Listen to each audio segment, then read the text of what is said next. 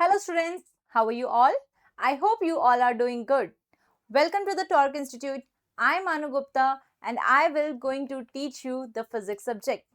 तो अभी तक हम लोग अगर बात करें तो we have done with the class 9th motion chapter yes but हाँ इसमें अभी भी हमारा एक टॉपिक बाकी है तो आज की क्लास में हम वो लास्ट टॉपिक करेंगे okay and that topic is what uniform circular motion आज की क्लास का टॉपिक रहेगा यूनिफॉर्म सर्कुलर मोशन पहले समझेंगे वो क्या होता है इस पे कौन कौन सा फोर्स एक्ट करता है एक्सेलरेशन क्या रहती है and after that we will be talking about its numericals alright और इसके बाद हमारा ये चैप्टर हो जाता है फिनिश ओके तो जैसे ही चैप्टर फिनिश हो जाएगा तो मैं अगले वाले लेक्चर में क्या करेंगे हम एनसीईआरटी के जो एक्सरसाइज के क्वेश्चंस हैं वो डिस्कस करके इस चैप्टर को हम फिनिश करेंगे आई होप जितने भी मैंने अभी तक लेक्चर्स अपलोड किए हैं वो आपने देखे हों for the better understanding of this motion chapter और साथ साथ में जितनी भी वर्कशीट्स अपलोड करी हैं प्लीज उन्हें भी आप जरूर अटेम्प्ट करिए उन सबके आंसर्स और सॉल्यूशंस हम वीडियो सॉल्यूशन में डिस्कस करने वाले हैं ओके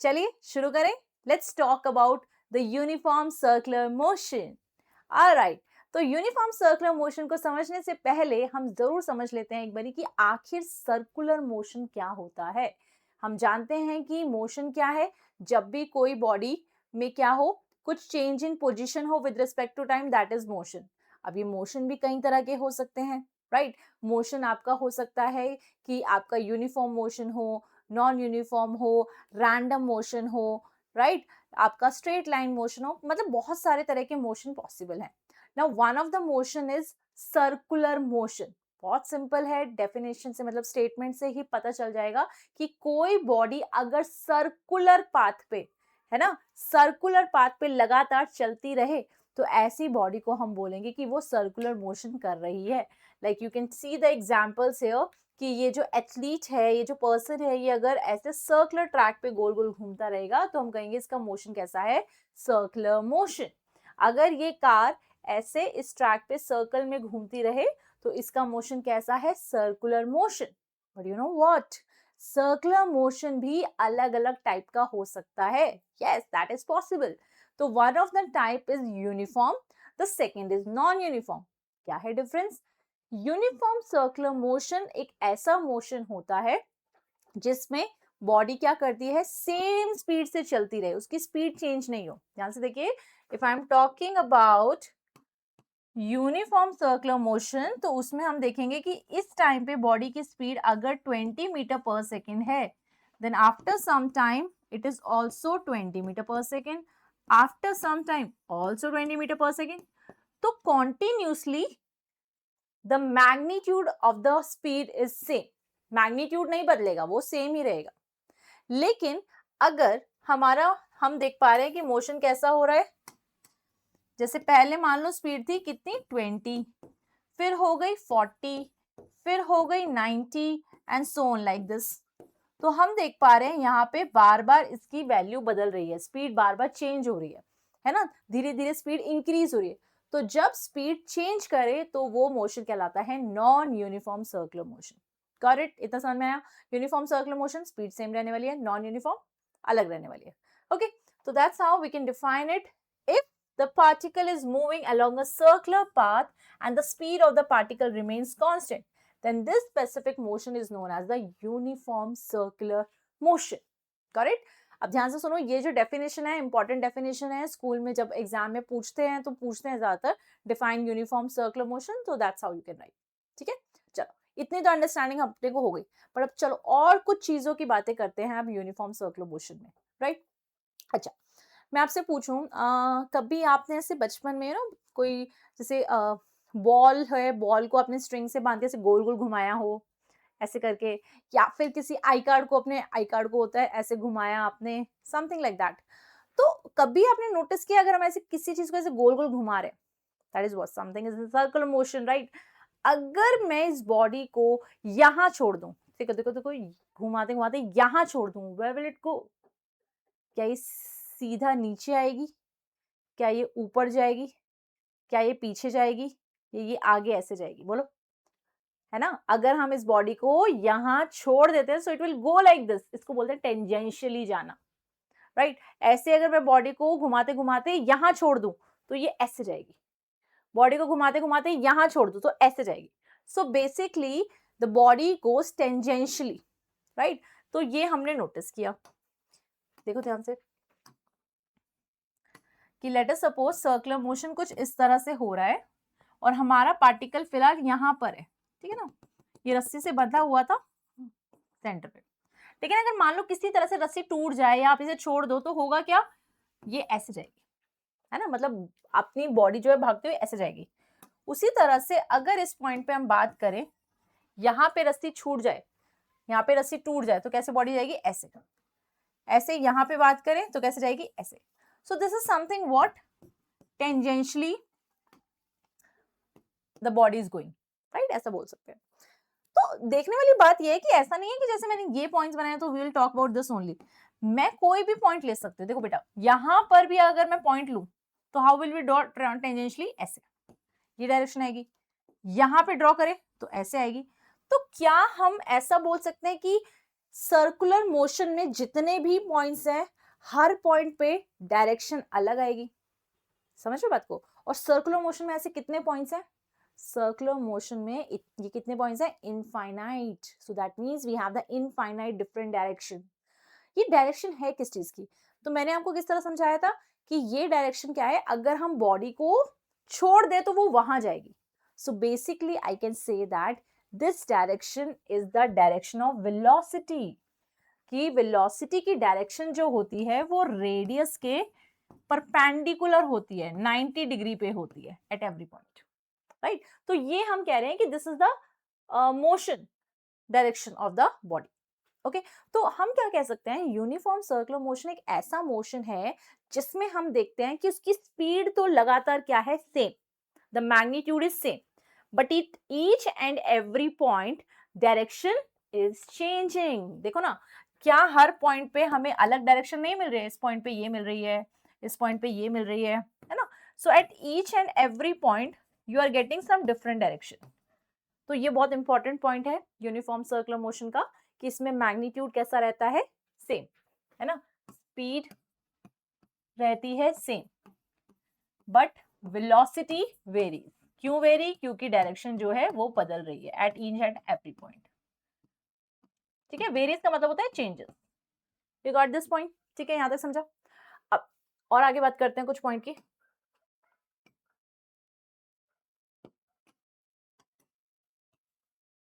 चलिए, अब देखो, you need to understand one point कि जब बॉडी सर्कुलर मोशन में घूम रही है, so it is in motion, it is in motion and its velocity we can say that it is also changing क्योंकि डायरेक्शन चेंज हो रही है.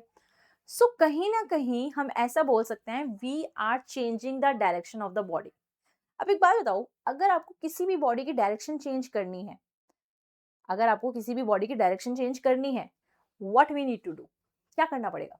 We need to apply the force. Yes, बिना force के अप्लाई किए किसी भी body की डायरेक्शन नहीं बदली जा सकती. इसका मतलब सर्कुलर मोशन में अगर बॉडी है और उसकी डायरेक्शन हर पॉइंट पे बदल रही है तो कहीं ना कहीं कोई फोर्स लग रहा होगा. So here we are going to define a new force in the case of circular motion कि अगर कोई बॉडी सर्कुलर पाथ पे चले तो उस पे लगने वाले फोर्स को बुलाया जाता है सेंट्रीपिटल फोर्स, है ना. मतलब हो क्या रहा है कि बॉडी क्यों सर्कल में जा रही है, देखो इसका मन क्या है, ये बॉडी कहाँ जाना चाहती है, यहाँ जाना चाहती है, राइट, यहाँ जाना चाहती है, बट कौन रिस्पॉन्सिबल है जो इसको खींच के वापस इधर ही ले आता है? तो बेसिकली इस पे क्या लग रहा होता है, इस पे लग रहा होता है centripetal force and that acts towards the centre. यहाँ पे देखो, ये क्या करना, ये जाना यहाँ चाहती है, बट क्या होता है, सेंट्रीपिटल फोर्स इसको खींच के वापस इधर ले आता है. सिमिलरली अगर मुझे सेंट्रीपिटल फोर्स इस पॉइंट पे बनाना है, so I have to draw like this. मुझे अगर इस पॉइंट पे बनाना है तो I have to draw like this. मतलब centripetal force is the force, है ना, which is responsible for the circular motion and it always acts towards the center. You got this point? Yes? Okay. अब देखो, इसकी बात करते हैं कि आखिर सेंट्रीपिटल फोर्स की वैल्यू क्या होती है. Now let us suppose this body which is moving, its mass is m, its velocity is v and its radius is r. ठीक है, तो फोर्स, सेंट्रीपिटल फोर्स का फॉर्मूला क्या होगा, that will be equals to m v square divided by r. ठीक है, this is the formula. where m is the mass of body,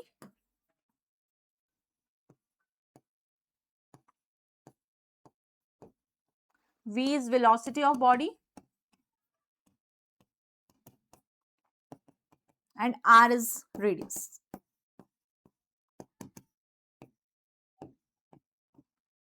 So ये formula हम सेंट्रीपिटल फोर्स का ध्यान रखेंगे, mv स्क्वायर बाय r.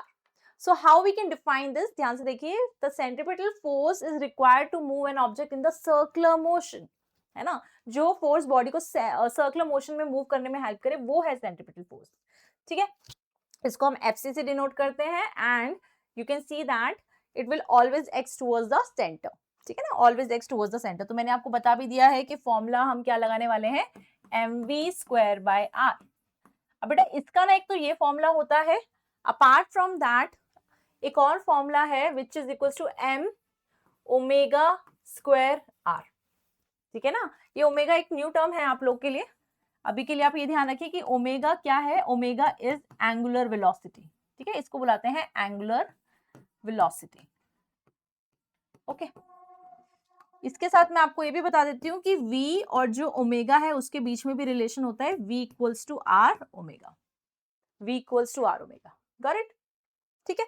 अच्छा, अभी ना हम लोग ना नेक्स्ट चैप्टर में एक चीज पढ़ने वाले हैं, what we are going to study, कि ना फोर्स का ना फॉर्मूला क्या होता है, mass into acceleration. I hope आप में से कुछ बच्चों को पता भी हो कि F होता है ma.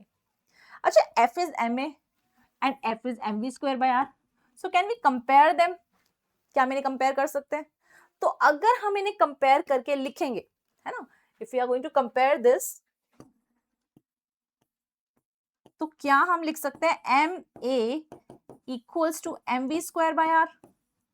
राइट, तो m से m कट गया, तो यहां पर क्या आ गया, a which is equals to v square by r.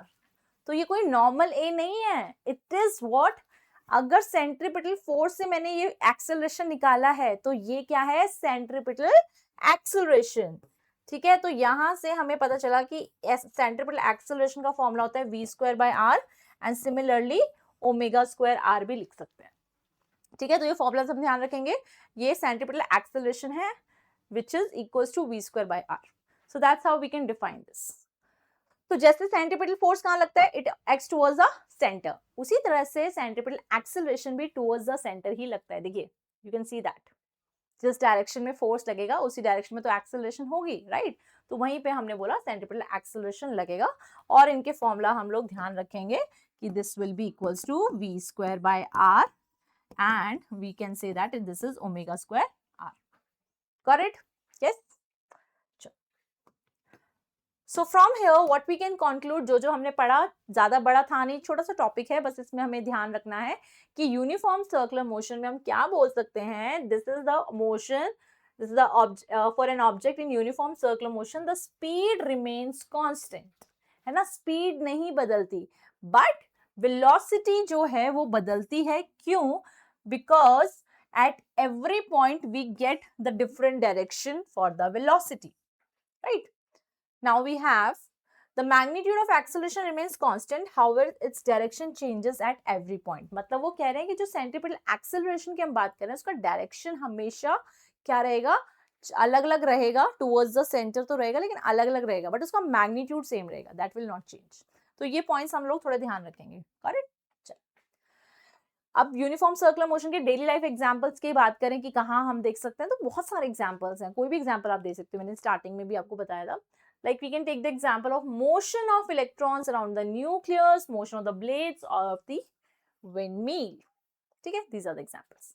चलिए, now let's move to the questions, the your favourite part. Yes, अभी जो हमने पढ़ा है उसका कितना अंडरस्टैंडिंग हुआ है वो तो देख लेते हैं. चलिए, सो इन्होंने पूछा कि अगर एक बॉल कैसे मूव कर रही है, a ball is going around in a circle attached to a string, if the string breaks, है ना, ऐसे ऐसे घूम रही है, अगर स्ट्रिंग ब्रेक हो जाती है तो किधर जाएगी, यहाँ ए की तरफ, बी की तरफ या सी की तरफ? बताओ, व्हाट डू यू थिंक? अगर ये स्ट्रिंग टूट जाती है, टूटते ही ये बॉडी को कहाँ जाना चाहिए? बताओ, हमने क्या बताया था कि अगर रस्सी टूट जाती है या हम उसे छोड़ देते हैं तो बॉडी की प्रोबेबिलिटी कहाँ रहती है, टेंजेंशियल जाने की. तो टेंजेंशियल कौन सा बनेगा, B, very good, B is the correct answer for this.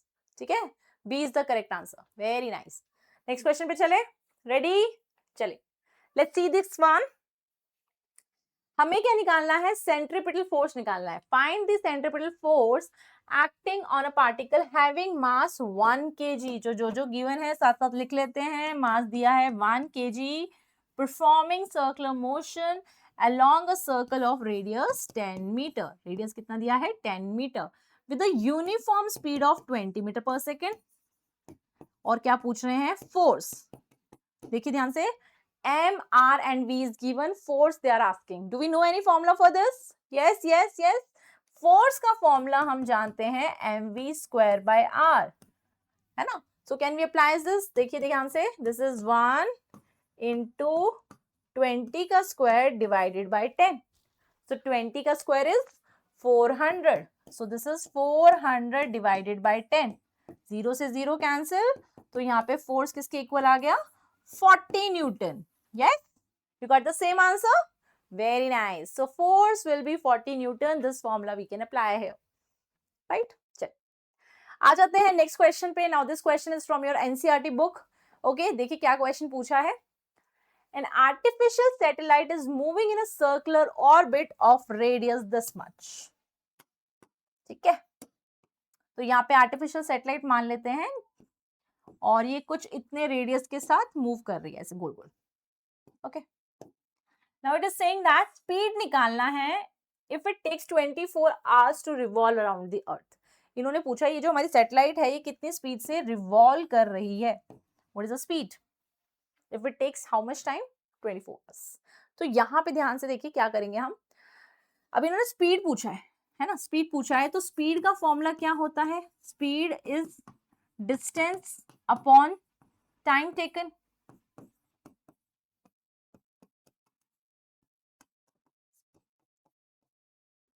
तो देखो इसने क्या बोला, 24 आवर्स लगते हैं एक चक्कर काटने में. 24 आवर्स लगते हैं एक चक्कर काटने में, मतलब टाइम कितना गिवन है, 24 आवर्स. और कितना टाइम डिस्टेंस गिवन है, 1 राउंड का. तो सर्कल में ये एक राउंड अगर हम ले ले तो कितना डिस्टेंस चले, बोलो बोलो. सर्कल में अगर हम ये एक सर्कल में इस तरह से एक राउंड की बात कर रहे हैं तो कितना डिस्टेंस चले, circumference of this circle, very good. So which is equals to 2 pi r by t, ऐसा हो जाएगा.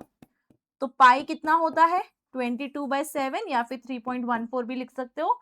Radius is given as 42250 and time is 24 hours. तो ध्यान से देखो, मैंने जो रेडियस लिया है वो किलोमीटर में लिया है, टाइम मैंने आर में लिया है.